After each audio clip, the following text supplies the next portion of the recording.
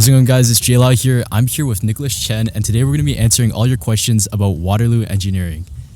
I'm Nicholas. Well, we asked you guys for a bunch of questions on Instagram and TikTok, and today we're just going to answer all the questions that you guys gave us. So, how much do you study per day? Okay, if I'm being honest, like it wasn't like per day. Like some days, like I didn't study at all, but then some days I'd be spending like 10 hours, or like literally be locking in for like 12 hours. It really depends on the workload. Like usually though, for me in second year was pretty chill. For first year, it was around maybe like 5 hours, like max. You want to tell them because you're in? Oh yeah. Well, I'm in computer engineering, by the way, guys. So it might vary depending on what program you're in. Like I know Nicholas, he's going into systems design engineering. So that for that program in first year, it's not as bad as compared to computer engineering in first year. So like it'll like vary a lot depending on your program. And also like I guess in high school I don't really study that much. Maybe like 4 hours, like 3 hours, like max. Now that midterms are done, so it's not too bad. But during like first sem, I was averaging like 5 hours, 6 hours a day. Yeah. Yeah, and I think that's fair. Like, it's more so like how many hours per week, because like not every day is gonna be the same. To be honest. Do comp eng people just go into software engineering, and how are people in comp eng versus people in software engineering? If I'm being honest, a lot of us people in comp eng are like CS rejects and software eng rejects, like me. So yeah, a lot of us do go into software engineering, mainly because that's where the money's at, and that's where a lot of the jobs are at. But that's starting to change now. Like we're starting to notice there's a lot more hardware and firmware jobs. So yeah, there's a lot more. It's kind of changing now. And also, I'd say honestly, I think Waterloo's a lot more selective with who they pick for software engineering in terms of not only like their grades and like extracurriculars, but also like who they are like as a person. Like I noticed like people in software engineering are a lot more social compared to people in computer engineering. So I think if you go into software engineering, like the program, then like it'll be a lot easier to make friends. But it's not saying like computer engineering is hard to make friends there, but it's just like you notice people there are a lot more like academically focused, while in software engineering they have a better balance. Does he like waffles? Do I like waffles? I mean, yeah, I don't mind waffles. How do you manage the workload? Honestly, like just try to cope with it. Like setting a good schedule on Notion. Yeah. Notion's pretty nice to set a good schedule. If you do that, then you'll be fine. For me, like managing my time, what I do is just like I do everything I need to do first before I go anywhere. Before I go out, I always get my work done, and I keep everything in the calendar and a to-do list. So I guess do that. How important are sports as ECs? Honestly, I don't think they're super important, but like if they're like if they're like extraordinary, like your national level and like swimming or something like that, I'm sure that'll help. So it should be fine. Tips or advanced functions? Oh, if you're in Ontario, Jensen Math is a good resource. Yeah. Like that guy on YouTube, yeah, he has good stuff. Or Nicholas Chen right here. Watch Nicholas Chen. That's crazy. I think also going just like after school help is also really useful if your teacher actually like does that, because sometimes I don't know, they just like they'll accidentally leak you stuff. You know, there's like a lot of loopholes in like doing that. You can also just go online and watch. Or get a chemistry tutor. Who else? There's Khan Academy. Yeah, Khan Academy, and there's some other ones. But just go on YouTube and just watch a lot of the videos and pre-learn the stuff. Like pre-learning is really important. Learning the stuff in the summer before your grade 12 year is gonna help you so much. Yeah, 100%. And I think that applies a lot to university as well. Like if you go to office hours that your professors have, sometimes they'll give hints. Same with the tutorials that they have. So yeah, they'll give hints for exams. Is there a way to improve my physics mark? Just honestly, like, I don't know, like just study for it. Try to do like practice problems online. Oh yeah, what was the worst class you have ever taken? For me, it was in first year, second term, ECE 106. So if you're in computer engineering, everyone knows this course. It's our electricity and magnetism course, and I just found that course like really difficult. Like for me, it was just like stuff wasn't clicking. Like it took me a while to understand the concepts and everything like that. So it was just really tough trying to get through that course. But plans for the upcoming summer. Wait, this summer? I mean, I'm studying. That might be for you, maybe. Yeah. I got an internship at RBC, so I'm gonna be doing that. yeah, so not much, I guess, for both of us. What teacher slash professor has made the biggest impact on your life? For me, in high school, I had this really good computer science teacher. His name was Mr. Knowles, and now he got promoted to like some Peel computer science like director or whatever.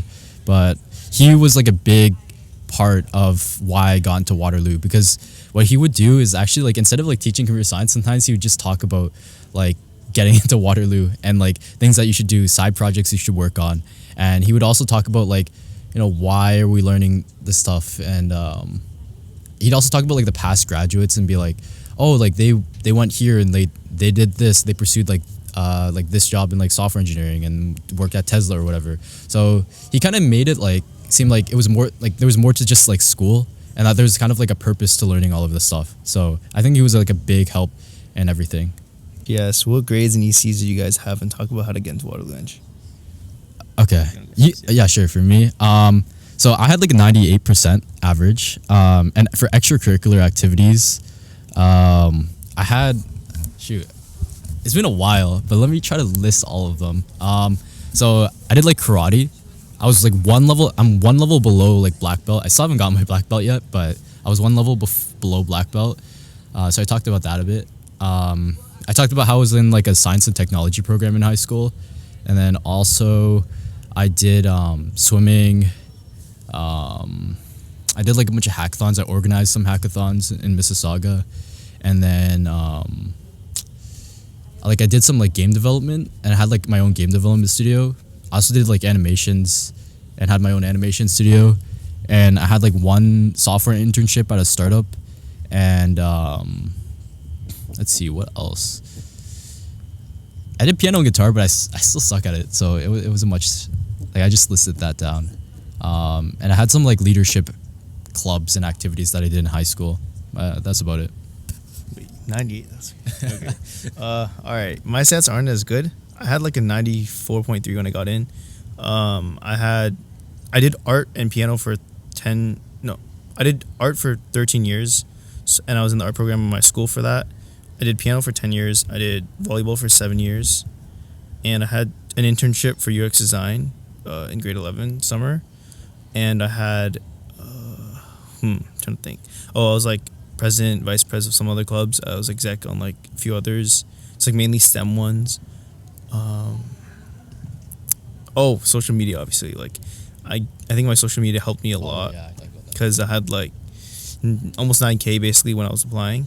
So I mentioned that on my app, and I had like over like 3 million views. So it was, I guess, a big, unique aspect of my application, considering like I'm only posting school related content and it's not random stuff that you see usually on TikTok.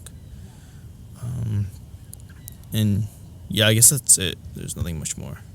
Yeah, what I notice a lot with Side is if you're applying to systems design engineering, they don't really have as big of an emphasis on grades. But what I do notice is they have quite a high emphasis on like extracurricular activities. So like Nicholas, he's like a pretty unique applicant. He has like a pretty big social media following. So I think what they want to see is people that do stuff outside of school and like start like some like business, like social media outside of school, and it makes them a pretty interesting applicant. Okay, talk about the classes you take as a first year Eng student. Okay. Well, that depends on every engineering program, but in general, we all take like pretty much the same stuff in first year, which is, so you're gonna take linear algebra, calculus, some sort of physics, some sort of English for engineering thing, some sort of ethics class. Let's see what else.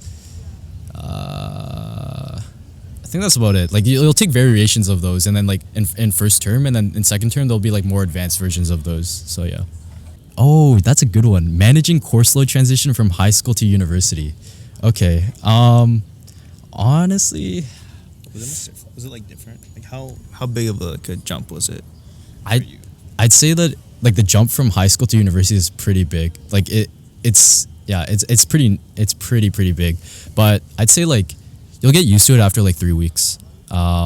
Make a good friend group, study with those people, and you'll just get used to it. But yeah, the studying is a lot. Like you won't notice, you won't realize that you honestly have to just do a lot of studying compared to high school. So yeah. My side.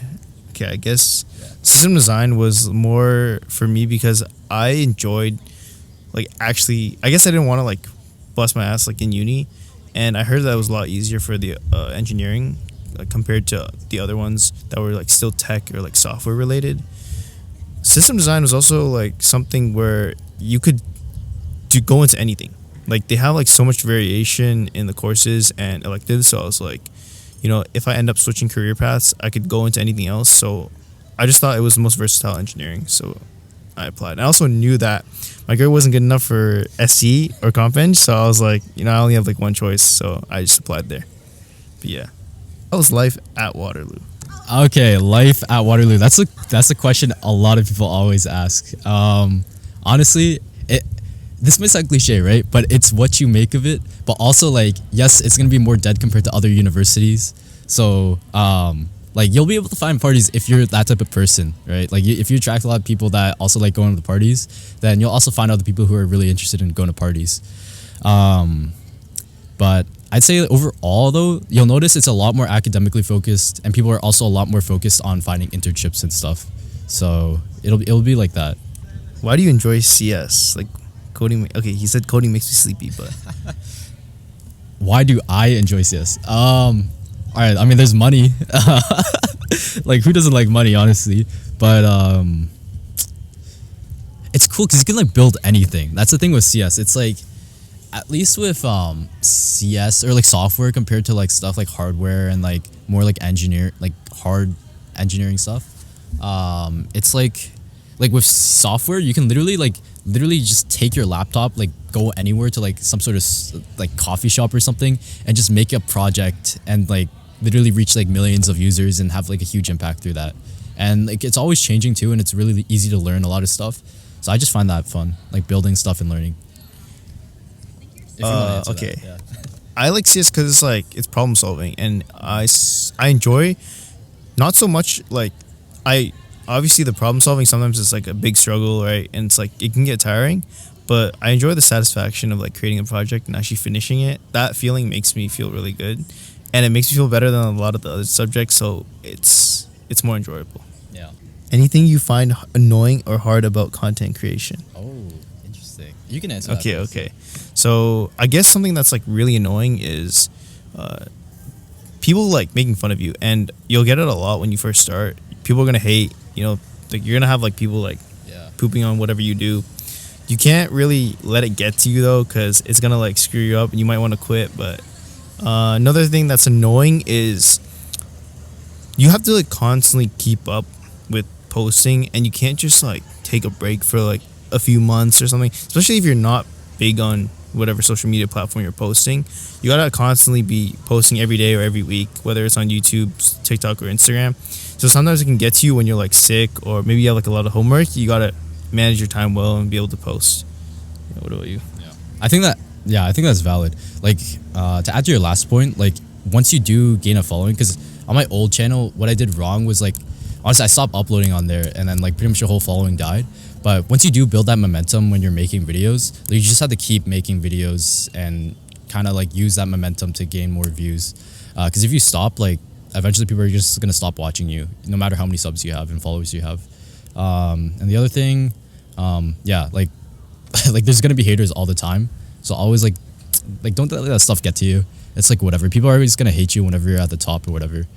I think one other thing is like you always have to keep in mind like of like trends and like what's popular on like YouTube or TikTok or whatever, and just like always look at what other people are making. So like I literally have like my own like Instagram account that's dedicated to only like following other content creators and seeing like what they make, and I just like look at what other people make and try to see what I should be making. Okay, in your opinion, what grade 12 course was the hardest except English? Yeah, everyone knows except English. English is tough. That's the moral of the story. For me, probably physics. Physics probably is hardest compared, but like English was like another level. Like English is just something else. I think for me it was probably chemistry. Chemistry was just like I couldn't understand the logic behind a lot of things that I was doing. So when I was doing like math or stuff related to it, it would be hard to like really like conceptualize if I was doing something correct or not during a test. Whereas like in physics or math, I could understand what I did wrong, and I can actually like think it through or maybe like solve it in many different ways. Whereas in chemistry, it was sort of hard to do that. So yeah. Yeah, I think with chemistry too, it's like a lot of like memorization involved too. What are your hobbies outside of school? Okay, outside of school, I guess like I make like YouTube videos. I do art. I do social media. I guess I love playing sports and running. I guess there's not much else. You want to answer that? Yeah, sure. For me, it's also content creation. I really like video editing and stuff like that. I like going to the gym, doing like karate. Apart from that, I don't know. Like, I used to make like animations and stuff like that as well, but I don't really do that anymore. What other programs / unis did you apply to? Yeah. Okay, I'll answer that one. I applied to like a lot. I applied to like 19. I did UBC Eng. I did McGill Eng and CS, or that like stream that you can go into CS for. I did McMaster CS Eng and Eng. I did Waterloo Eng, and I did CFM and math. I did U of T math and also U of T Eng, comp Eng. Trying to think what else. I think I did Alberta Eng as well. Yeah. I forgot the rest, but that was that's a lot.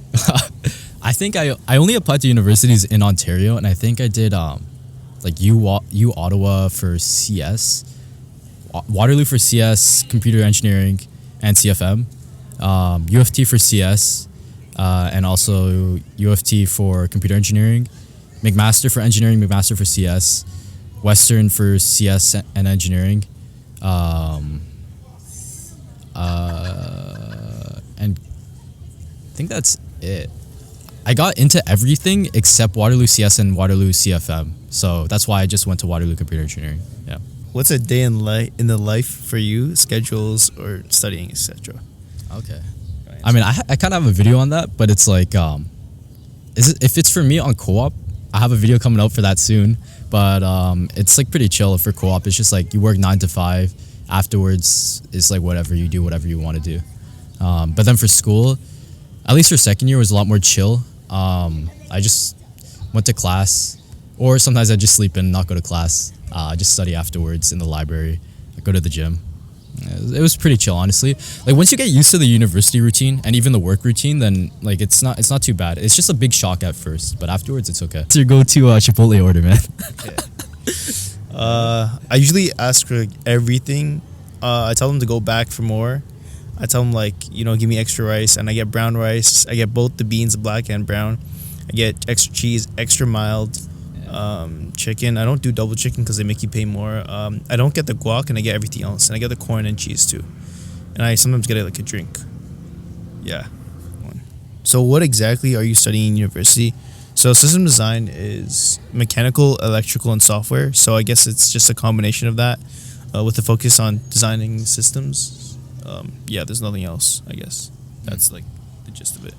Yeah. And for me, computer engineering, it's kind of a mix of software engineering and electrical engineering, with kind of an emphasis on like a lot of like hardware stuff. So we do a lot of stuff with like assembly and like VHDL and stuff like that. But we share a lot of courses with software engineering students, and then electrical engineering students actually have the exact same courses as us for the first 2 years of university.